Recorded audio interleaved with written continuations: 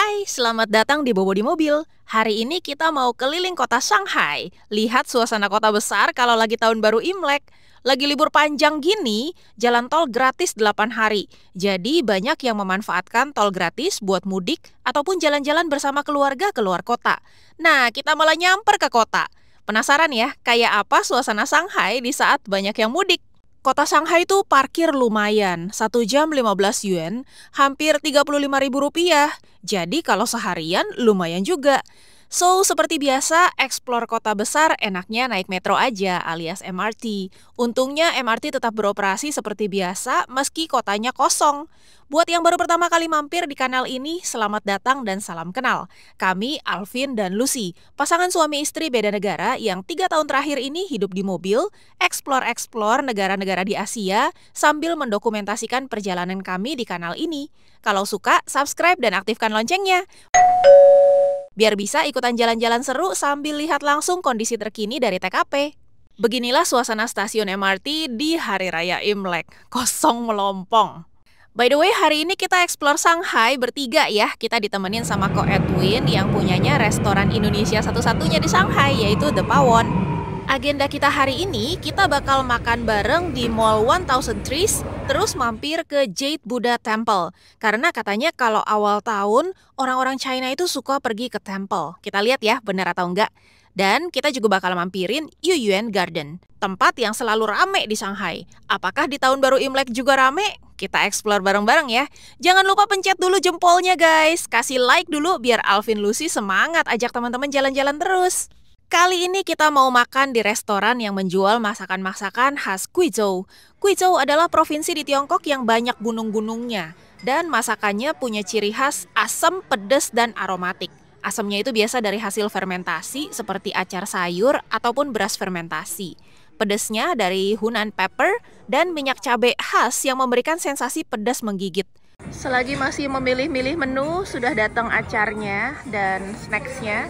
Katanya di sini Guizhou makanan spicy and sour is there two main. Iya, pedas dan asam ya. Pedas, Macam orang ngidam ya. pedas ke jiwa, Pedas ke jiwa. asam ada cheese. Oh gitu. Baiklah. Saya kira macam orang ngidam, pedas asam. Bumbunya juga kaya akan rempah dan herbal. Jadi kalau buat lidah Indonesia sih biasanya cocok ya. Agak mirip dengan masakan Hunan, tapi kalau Hunan itu lebih dominan di asin dan pedas. Kalau Guizhou asam dan pedas. Nah ini putih-putih di sebelahnya sate, itu herbal. Konon kabarnya dia adalah antibiotik alami. Nah ini makanan dingin, maknyus banget bumbunya pakai chili oil gitu. Rame rasanya, asam pedas segala macem. Yang paling lucu sebenarnya adalah tahunya teman-teman. Nah, tahunya ini di luar terlihat biasa ya. Bocor deh. Bocor deh. Kecolok. Tapi dalamnya itu lebih lembut daripada tofu. Jadi kayak agak cair-cair gitu. Bentar ya. Kayak gini dia. Jiggly-jiggly. Di sini ada satu lubang. Keleng dia tutup. Jadi dia buka koleng yang luar dulu, dan kalau buka incek ke dalam. Oh langsung gitu. tutup. Masa sih? Enggak masa udah digoreng baru disuntik-suntik.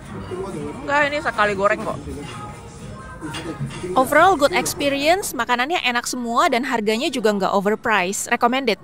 Next, kita ke Jade Buddha Temple atau kuil Buddha Giok, masih di Shanghai. Lokasinya di distrik Putuo. Ternyata macet guys, jadi kita kayak lampu merah dulu nih pejalan kakinya. Bukan mobil yang macet, orang yang macet. Jade Buddha Temple ini didirikan pada tahun 1882 pada masa dinasti Qing. Jadi usianya sudah 143 tahun. Begitu masuk ke area temple, langsung sudah banyak yang menyediakan hio dan kertas-kertas merah itu gratis, nggak usah bayar. Ambil aja, sesuai keperluan untuk sembahyang masing-masing. Ramai sekali. Jadi ternyata hari pertama tahun baru Imlek itu ngumpulnya di temple. Mendoakan supaya tahun ini banyak yang baik-baik ya. Banyak rezeki, sehat-sehat, senang. Ada informasi peruntungan juga untuk masing-masing sio di tahun ini. Feng shui-nya ya. Terus yang ciong-ciong tuh ada beberapa yang ciong.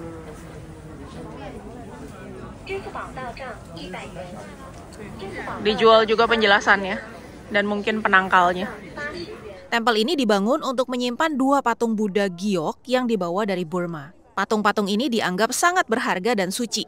Kompleks tempel ini cukup besar, ada beberapa aula, aula Raja Surga, aula Buddha Agung, dan aula Buddha giok. Ada 2 patung Buddha giok utama di kuil ini. Pertama, patung Buddha giok duduk, tingginya 1,95 meter dan menggambarkan Buddha dalam posisi meditasi. Yang kedua adalah patung Buddha giok berbaring. Patung ini lebih kecil, tingginya 96 cm, hampir 1 meter aja, dan menggambarkan Buddha dalam posisi berbaring, yaitu saat-saat terakhir sebelum mencapai nirvana. Tempel ini masih aktif digunakan untuk kegiatan keagamaan dan meditasi oleh biksu dan umat Buddha, juga menjadi tempat untuk upacara-upacara keagamaan penting. Nah, sekarang pertanyaannya, kenapa banyak orang ke kuil Buddha giok saat tahun baru Imlek? Ada 5 alasan. Yang pertama adalah untuk berdoa buat keberuntungan dan kesejahteraan. Jadi tahun baru Imlek itu adalah waktu yang penting bagi banyak orang yang percaya untuk berdoa dan memohon keberuntungan, kesehatan dan kesejahteraan untuk tahun yang akan datang. Dan of course, Jade Buddha Temple adalah sebagai tempat suci yang jadi tujuan populer untuk melakukan hal ini. Alasan kedua adalah karena merupakan tradisi dan budaya. Sudah berabad-abad, tahun baru Imlek menjadi waktunya untuk keluarga-keluarga menghormati leluhur serta dewa-dewa. Yang ketiga, untuk mendapatkan suasana spiritual. Jade Buddha Temple menawarkan suasana yang tenang dan spiritual, kontras dengan keramaian dan kesibukan kota Shanghai. Jadi pas timingnya untuk merenung, bermeditasi, dan mencari kedamaian batin di awal tahun yang baru. Yang keempat adalah untuk acara dan upacara khusus. Selama tahun baru Imlek, di tempel-tempel biasanya ada upacara dan acara-acara khusus seperti pembacaan sutra, pemberian persembahan, dan doa bersama. Acara-acara ini menarik buat banyak pengunjung yang ingin berpartisipasi dan merasakan pengalaman spiritual yang lebih mendalam. Yang kelima adalah untuk menghindari kesialan. Banyak orang percaya bahwa mengunjungi tempel dan berdoa di awal tahun baru bisa membantu menghindari kesialan dan menarik energi positif untuk tahun yang akan datang. Dari tempel kita bergerak ke Nanjinglu. Ternyata ramai juga di sini. Orang-orang explore kulinernya. Ada sate Xinjiang lah. Segala macam. Terus kita ke CenturyLink Mall. Lihat-lihat suasana mall. Tahun baru Imlek. Dekorasinya.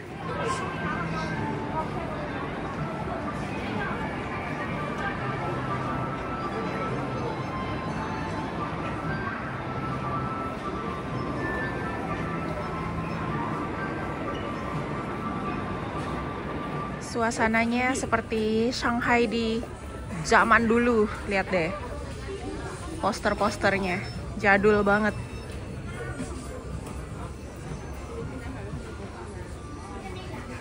Haus kita mau beli minum. Ada berbagai pilihan buah-buahan, strawberry cherry, ada grape pomelo, sampai duck shit juga ada tuh. Oh, kotoran bebek tuh, duck shit ya. Namanya aja. Ini suasana di basement mall by the way teman-teman. Kita nongkrong-nongkrong sambil minum anget-anget, sambil lihat orang-orang lalu lalang di mall. Suasana mallnya lumayan rame, tapi kalau kata Ko Edwin, ini dengar logat-logatnya bukan orang Shanghai. Ini rata-rata dari provinsi-provinsi tetangga yang main ke Shanghai. Mumpung liburan ya. Nah, sekarang kita mau samperin daerah yang selalu ramai di Shanghai. Namanya adalah Huiyuan Garden. Suka banget stasiun keretanya, banyak lukisan-lukisan yang menceritakan budaya.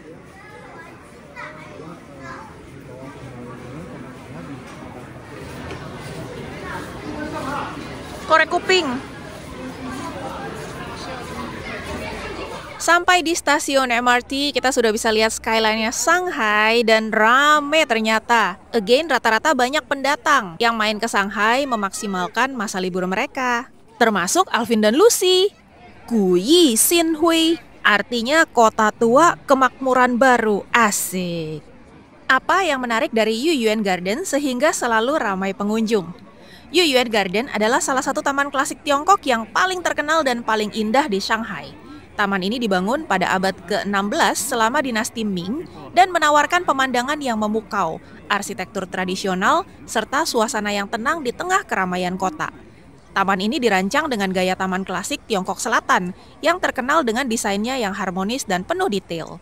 Terdapat pavilion, kolam, jembatan batu, dinding berbentuk naga, dan bebatuan artistik yang disusun dengan indah. Instagramable banget deh. Udah gitu, setiap elemen taman punya makna simbolis, seperti keseimbangan antara yin and yang, serta harmoni antara manusia dan alam. Selain itu, ada bebatuan besar yang didatangkan dari Danau Taihu. Batu-batu ini memiliki bentuk yang unik dan berlubang-lubang, sehingga menciptakan efek visual yang menarik. Selain itu juga ada kolam koi yang indah, dihiasi dengan ikan koi berwarna-warni yang berenang dengan tenang. Juga ada jembatan zigzag yang melintasi kolam dan dirancang untuk mengusir roh jahat katanya. Karena dipercaya roh jahat hanya bisa bergerak lurus. Di liburan panjang tahun baru Imlek ini lagi ada pameran lantern atau lampion-lampion kertas. Cuma tiket masuknya lumayan nih, 50 yuan seorang dan rame banget. Jadi kita lihat-lihat dari luar aja ya. Akhirnya tahun baru Imlek ini kita tutup dengan makan makanan Hunan yang didominasi oleh rasa pedas dan asin. Serulah pokoknya. Yang jelas kalau mau eksplor Shanghai dan kulinernya, teman-teman bisa kontak Ko Edwin deh. Buat taste sih Bos Pawon ini bisa banget dipercaya. Mau eksplor sehari, 2 hari, beberapa hari, Doi tahu betul seluk-beluk Shanghai. Kuliner lokal, halal, bahkan vegetariannya. Bahkan kalau mau kuliner Jepang atau Korea pun Ko Edwin tahu banget mana yang autentik dan enak-enak. Pagi ini kita masih di Shanghai, kita lewati Golden Street namanya. Ini adalah sebuah pedestrian street. Agenda kita pertama adalah ke Pawon, restoran Indonesia di Shanghai. Karena ownernya, Ko Edwin, hari ini diwawancara sama media dari Shanghai. Yuk kita lihat. Kita sudah sampai di depan Takashimaya dan Pawon itu lokasinya di Soho, persis seberang Takashimaya. Masih lampu merah, kita tinggal tunggu lampunya hijau. Nyebrang sampai deh. Sampai di Soho. Keren banget, ikut bangga ya The Pawon sebagai restoran Indonesia di China. Bisa masuk media Shanghai dan Lucy Alvin kecipratan juga. Yeay, masuk TV Shanghai kita. 我叫 Edwin， 我是印尼华裔，我来自上海已经快要15年了，在上海这里开了一家印尼餐厅，叫八碗。这个八碗是在写字楼下面古北收获。八碗的名字就是来自印尼那边的名字，八碗就是厨房的意思。现在每年过年的时候，感觉已经5年不回家，感觉有点点孤单。但是呢，我们现在有很多客户也是照顾我，会来这里然后跟我拜年什么。现在我们过年的时候，感觉跟客户是一家人，所以感觉也很不错，很感动。 Selesai diliput sama wartawan Shanghai, terus kita makan siang dan abis itu kita sempat bikin podcast sama Profesor Yeni dan suaminya, Profesor Xu. 2 profesor sekaligus dokter yang ngebahas mengenai cancer. Teman-teman udah nonton belum podcastnya? Kalau belum boleh dicek ya teman-teman ya. Materinya daging semua. Malam ini kita reload bahan-bahan makanan teman-teman. Seperti beras, daging, tahu, dan lain-lain. Sebelum melanjutkan perjalanan, kita mau meninggalkan Shanghai. Fix musim semi sudah datang, sudah hujan sepanjang hari. Terima kasih kepada Mbak Atika, kita punya persediaan makanan yang banyak sekali. Sebenarnya aku cuma pesen ini, teri kacang sama ayam balado. Tapi yang dikirim bukan hanya teri kacang dan ayam balado, lengkap lah, ada kue kering, ada bolu segala macam sampai kulkas kita penuh. Kulkas kita penuh sampai yang di dalamnya tadinya kalengan banyak benar ini terpaksa tergusur semua keluar. Tidak ada satupun kalengan lagi, udah penuh sama makanan. Nah lengkap nih dari bolu-boluan. Terus di dalam juga masih banyak. Ada ayam balado, tempe orek dan lain-lain. Penuh benar-benar kulkas kita. Plus semalam kita mampir dulu ke supermarket untuk reload bahan makanan nih. Jadi kita siap untuk memulai petualangan kembali tanpa melewati kota-kota ya. Jadi kita kayak lewat jalan nasional G318 yang indah itu. Jadi setengah harian hujan-hujan, kita ngedit video nih sampai tayang ya. Sampai tayang yang interview kemarin sama Profesor Yeni. Nah, udah beres, sekarang waktunya kita makan. cari gampang saja. Nasi instan, jadi tinggal kasih air panas segini, udah tunggu 15 menit ntar matang sendiri. Kita makan yang praktis-praktis, sambal teri kacang. Ini teman-teman yang di China, yang kuliah di China atau tinggal di China, kangen teri kacang pesen sama Mbak Atika ya. Cepet banget, ini aku ngeliat aja udah ngiler nih. Menggoda sekali nih teri kacang. Makan nama acar juga, ini acar aku taruh kulkas kemarin. Acar cabe, kalau acar cabe bikin sendiri. Ngawali musim semi yang hujan-hujan terus sepanjang hari. Kita makan dulu sebelum memulai perjalanan. Makanan kita hari ini simpel-simpel saja, seadanya. Telur ceplok, sayur daun pagoda dikasih sama Ko Edwin semalam, sama ayam goreng mentega. Ini sisa dari beberapa hari yang lalu, tapi masih oke. Nasinya pun kita bikin yang instan-instan saja. Tinggal kasih air panas, langsung jadi. Ayo, Laukung. Yuk. Mari kita makan. Oh. Ini nastar dan kue kacang dari Mbak Atika. Thank you ya Mbak Atika. Hujan-hujan dan dingin-dingin gini seharian, enaknya kita bikin babi kecap aja yuk. Kuah-kuah, panas-panas. Cakepnya ini samcan.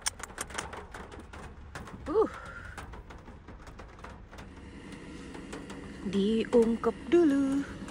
Tara.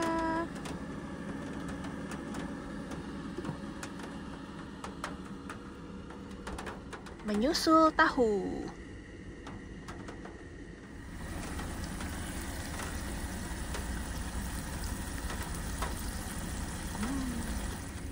Mau makan lah, Ma?